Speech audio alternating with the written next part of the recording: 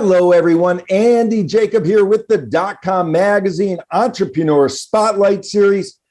I have a fascinating show today. You know, everybody around the office, they know I love to read. I mean, I have a voracious appetite for reading. I don't know where it came from. Maybe it started when I was a young boy, but I always had a book in my hand and I love to read. Now, honestly speaking, when I was younger, I didn't always finish the books that I was reading. Sometimes I would read one or two chapters, put them down and go back to another book. But I love to read. I love to read nonfiction.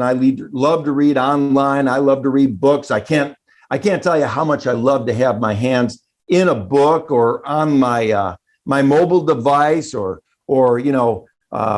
have a book on tape. I mean, just reading is so important. So we were sitting around at the show, and we thought to ourselves, why don't we bring a leader, a worldwide leader in sort of helping people to read on the show? And we came across Mr. Kyle Wallgren, who's just got a fascinating app. He's the chief executive officer at Edsoma. And when you hear what he's doing, especially with sort of the technology platform he's built with FaceTime, with teaching people, especially young children, how to read and be proficient at reading, becoming a self-reader, it's really important. So Kyle, welcome to the DotCom Magazine Entrepreneur Spotlight Series today. Hey, thanks. Thanks for having me. We appreciate the opportunity. All right, what you're doing at Edsoma is super cool. We've looked at it. It's remarkable. I mean, you've got the logo back behind you. You've got a giraffe. I mean, it's really sort of cute, you know, for kids. Let's pull the lens back to 30,000 feet and tell us about Edsoma to start the show. Well, Edsoma is a patent pending voice recognition word identification technology that helps both student or child and parent read either together or apart. We came up with the idea. Actually, my 6-year-old came to me, who lives in Canada with her mother, and she says, "Dad, I just miss you reading to me, during the pandemic." And I figured, well, it's 2020. Everything that needs to be built is built, and we're going to find a solution that I can read you bedtime stories.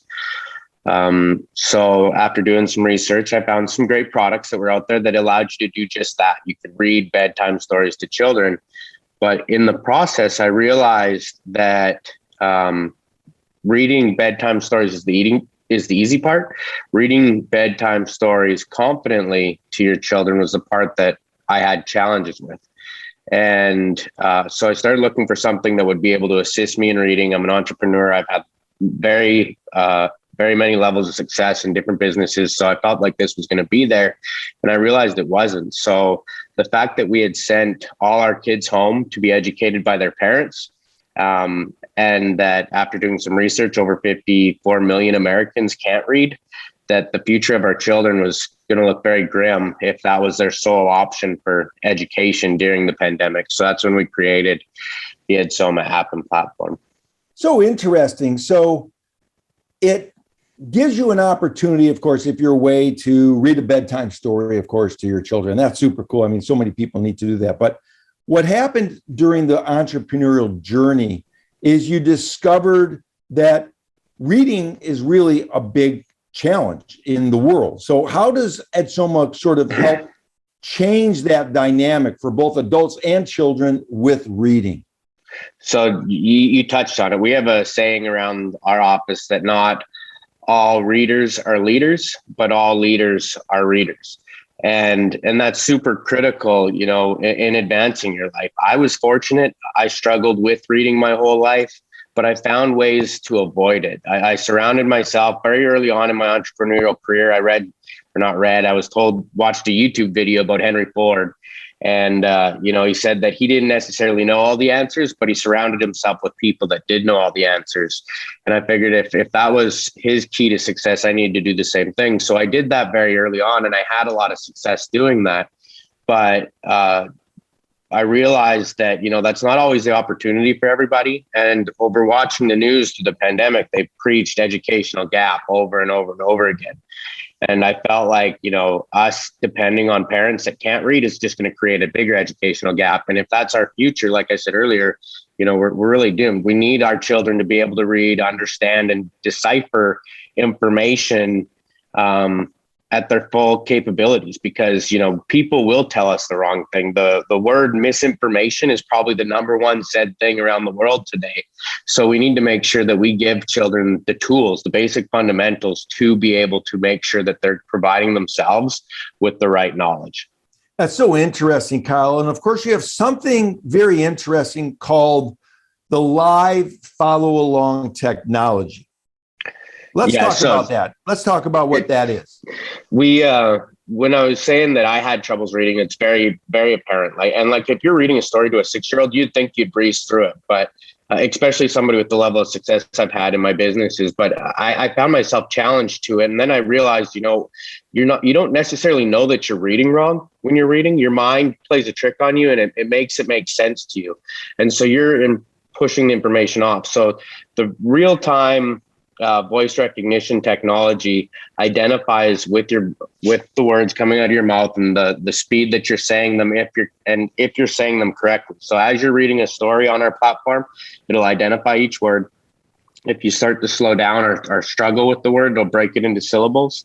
And then if you continue to struggle and misenunciate it, it'll turn red. You can select the word, it'll enunciate it for you. And then in our version 2 of the platform, it'll actually allow the workbook and tools for you to work on those areas that you're struggling with. Kyle, that's remarkable. I mean, it's so interesting. What a great way to learn how to read. Now, are younger kids, teenagers also using the app to read out loud and then have the app sort of respond back to them about sort of their reading skills as well? So we're super early in this. We're doing beta right now. We're getting our version 1 back on the 15th of the month, actually. But we've got it made. So after we get the initial bugs worked out, that we'll be able to, you probably remember it, but something called a book report used to be something that we had to do quite frequently before the internet was around. But, when you could go on the internet and find the cliff notes behind a book, there was really no point in a book report. So our hope is to be able to bring that back to the education process, where students at any level or any age category can read out loud into the app, and it'll identify the strengths and weaknesses in that student's reading level, and it'll identify that they've actually read the book, and then they can actually go back to doing book reports and acknowledging that it actually has been done in full, right? So the students will be using it at all levels. Kyle, it's so powerful. I mean, certainly people that are being taught at home need this app, and the parents need the app. But I would imagine school districts, when they hear about this and they understand what you're doing, they're going to be, kind of going crazy about what your offering is. Have you started connecting yet to the school districts, and what's that look like for you? Yes, so we have started reaching out to school districts. We've actually been engaging with 3 different schools that are going to beta test the program across their platform. We've had a great response. Typically right now and before the pandemic, kids would go to tutors for reading. A lot of those tutors are a lot of these kids that struggle come from underprivileged homes, and they can't really afford a tutor. They're expensive. So the schools are reaching out and putting programs together, but those programs come with volunteers. Most of the volunteers are a little bit older. And with the COVID scare, they've really stopped doing the in-person tutoring. So this platform will allow you to do that tutoring again, but it'll be able to do it virtual, and it'll put people back in the same room together, so to speak, through our platform.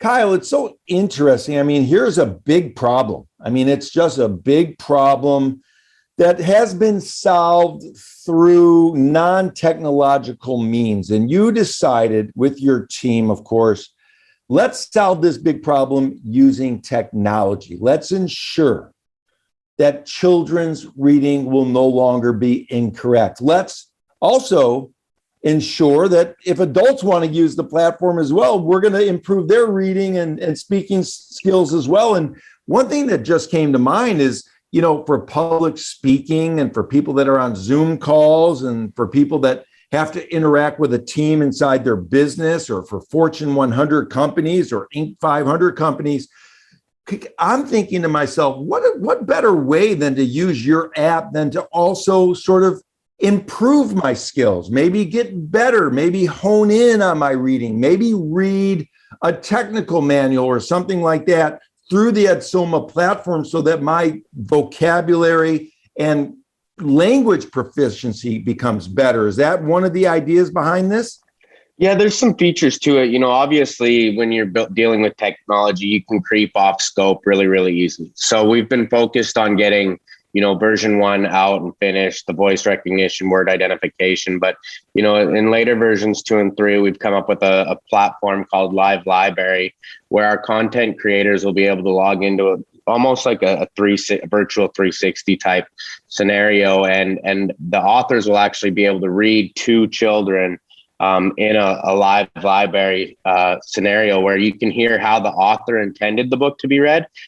Because so many times, we get complacent with how words flow together, and actually they can have a different meaning, or a different interpretation. So we are putting programs together for that, so you can actually get deeper into that and speak and engage on a bigger stage. I love it, Kyle. And of course, people that hear this story, I would imagine, whether it's angel investors or venture capitalists or, people that are looking to put some money to work in interesting technology, would hear this story and sort of say to themselves, well, this resonates with me. Where are we in terms of, that for Edsoma? Are you raising funds or are you self-funded? Are you bootstrapping? Where are we with regard to your fundraising rounds? So far, myself and one other gentleman, Matt Lowe, have bootstrapped the whole program.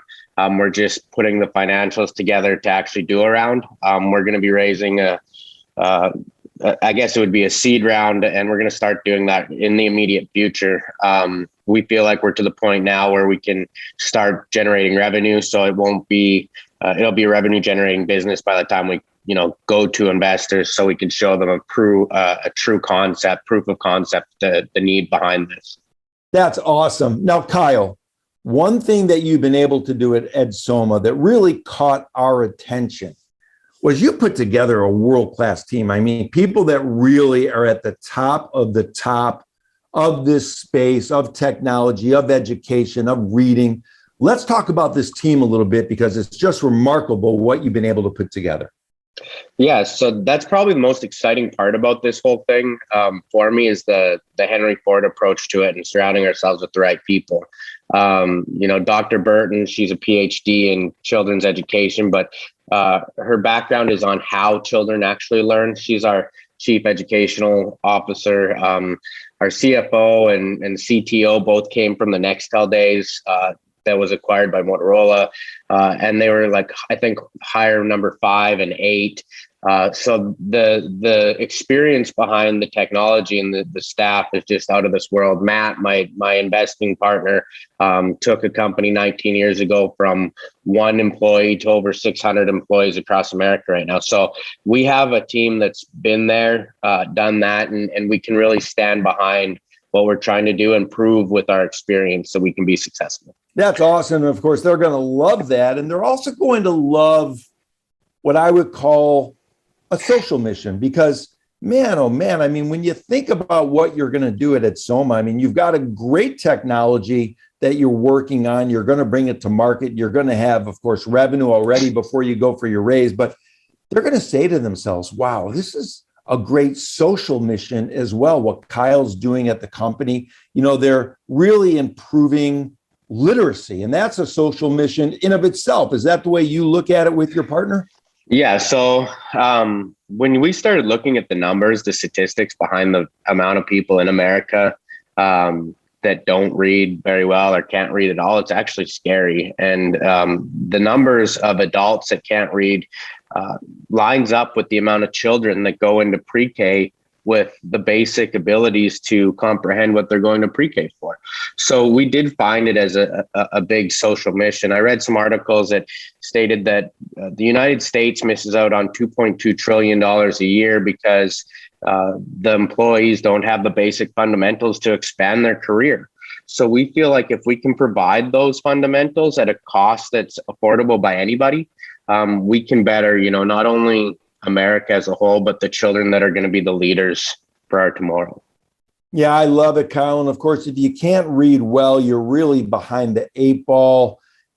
Kids these days need to learn how to read, using technology or good old fashioned, ways, whatever way they're going to learn, ultimately and very quickly, they're going to be using technology. And that's where Edsoma sort of is in the middle of the whole thing. And that really resonates because it makes society better. It makes our world a better place to live. It gives people an opportunity to participate in the way society works in a strong and beautiful way. And learning how to read even better through technology is going to be something that's just going to make the world a better place and bring a light into the world. So congratulations, Kyle, on what you're doing this. Now, I want to take our conversation and move it into entrepreneurship. Now, one thing I know about you is that you were a hockey player. You played hockey.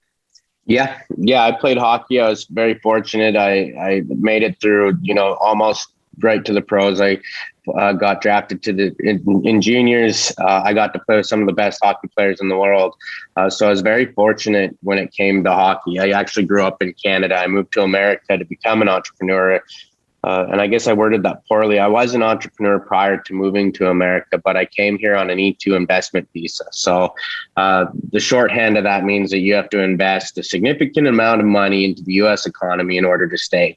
I came through a different time where you couldn't just walk across the border and stay, but you actually had to bring value to America. So that was when I came was to become an entrepreneur. This really is the land of opportunity. If you have a good, solid work ethic, you can do anything here. I moved here, I guess 4 years ago, and I moved here with a pickup truck and a camper trailer. And about a week after my camper trailer got repossessed. So I was, living more or less in the back of my truck, trying to make things work. And through hard work, I got into the rodeo business. I started a rodeo company.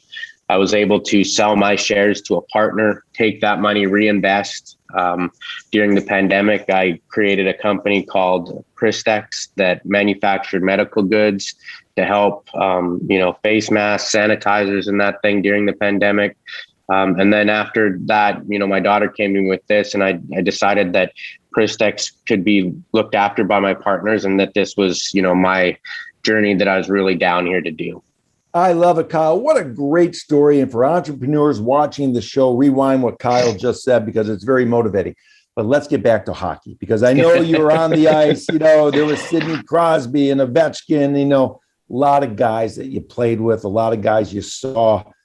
But I want to talk about hockey and entrepreneurship. Okay. We have a lot of entrepreneurs watching the show and, they might be saying to themselves, I wonder if there was a few things on Kyle's hockey journey to become a professional hockey player in the NHL that he can take or he takes and sort of inserts into his entrepreneurial journey. So what things have you learned from sort of taking your falls and spills and hits in the hockey rink and been able to put them into your entrepreneurial journey building Edsoma? Well, sports and entrepreneurial ventures is very much the same thing. When you want to become a professional athlete, you wake up every day and you work at it, whether it's you go to the gym or you eat right or you go to the arena to train. That's what you do. You eat, breathe, sleep every moment of that. So that's what it takes to become a professional athlete. To become a successful entrepreneur is the same thing. I very much idolize somebody that the whole world knows, Elon Musk. And if you dive into his background, the guy still to this day sleeps on site at SpaceX. You know what I mean? The richest man in the world still sleeps at his office. So if that tells you what it takes to be successful when you're already successful, then it probably takes 10 times that to become successful on your way there. So sports and being self-employed, or even if you're a small business owner, it's the same thing. You need to wake up early, beat everybody to the rink, stay late, be the last person on the ice. And when it's all done with a little bit of luck, you'll probably make it to where you need to be. I love it, Kyle. It's an inspirational story for those people looking, obviously, at investing in Edsoma eventually. They're going to love this story. And I hear it so often with very successful entrepreneurs and CEOs that they have a background either team sports or individual sports. And maybe it wasn't even sports. Maybe they were on the debate team. I mean, they just have some kind of team dynamic that makes all the sense in the world. Here in here in San Francisco today, people are investing on the team, and they love hearing that people know how to create a team, be part of a team, communicate with a team, and of course, attract world-class teammates to the team, which are all things, Kyle, that not only are you doing, but you're going to continue to do in the future. I have one last question for you, because it kind of slid by, but I didn't want to let it go unless I asked you. You were in the rodeo business. Yeah. Did you ever get on one of those bucking broncos or any of those big bulls? And if you did, you got to tell us that story before I let you go today. I rode bulls for about 14 years. So I was explaining to you before we got on this that I was getting my T3 redone. That was something from an old bull riding injury. I broke my face in 27 or 26 places, had reconstructive face surgery, which caused all kinds of damage. But yeah, I've rodeoed for 14 years. It's something that's very passionate to me. And it falls, you pushed on the hockey thing. Rodeo was probably something that made me more of an entrepreneur, because it just teaches you to like be a leader. You know what I mean? The whole camaraderie behind the sport is second to none. And although rodeo and lots of people don't like rodeo and they look at it to be an individual sport, it's the people behind the sport that help you get up and down the road. So it's more of a team sport than really any other sport out there, because you're not showing up getting a guaranteed paycheck. You know what I mean? These athletes going to rodeos have to compete for their money, and there's no guarantee that they're going to put food on the table that night. So when you're down and out, you need to really depend on your traveling team and your partners to keep you going. So rodeo is something that's really passionate to me. Kyle, what a great story. I mean, you broke your face in 27, 28 places. I mean, whoever the plastic surgeon was that worked on you, I'm going to have to bring him or her on the show, because, man, I mean, it doesn't look like you're battling broncos or bulls in your career, that's for sure. So listen, Kyle, this is great. What you're doing at Edsoma is really a shift. When people start learning how to read better, Edsoma becomes sort of a dynamic and titanic shift in the way people lead their lives and the way in which they learn how to read and, of course, speak as well. So congratulations on what you're doing at Edsoma. We're going to watch it because I know you're going through different phases right now. Good luck with working with those 3 school districts. I love the fact you're going to come to the investment community and you're going to say, hey, not only do we have this technology that works, but it's proven, and by the way, it's making money as well. So it's going to be an amazing, amazing journey. We're going to bring you back on the show in a few months, Kyle, so we can talk about this a little bit further. But for now, I know you've only cut out a certain amount of time. You're so busy kind of bringing Edsoma to the heights that you need to bring it, to move it along. So Kyle, thank you so much for coming on the .com magazine Entrepreneur Spotlight series today. No, we appreciate it. And if anybody's at South by Southwest, we will be there. So if they want to come and check out the technology, just swing on by.